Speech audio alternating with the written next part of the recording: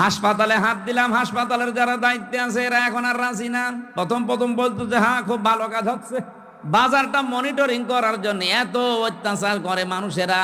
Magistrate নিয়ে একদিন গিয়ে দেখলাম 670 টাকা দিয়ে 570 টাকা দিয়ে মুরগি, দেশি মুরগি কিনেছে আর বিক্রি করছে 650 টাকা। ম্যাজিস্ট্রেটকে বললাম দেখেন তো সর্বোচ্চ লাভ করার কি আছে।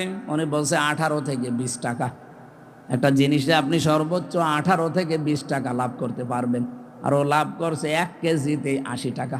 বলতে গেলাম আমি কালার হয়ে গেছি। বলছে এইটা এমপির কাজ না। মাদকের ওখানে গিয়ে 27 জনের লিস্ট করলাম পুরা কুষ্টিয়ার ওই পাড়াতে, যে এদের দ্বারা সমাজ পরিবার ধ্বংস হয়ে যাচ্ছে। ও আল্লাহ, পরে দেখি যাদের কাছে নালিশ দিয়েছি সেই তাদের কাছে টাকা খায়।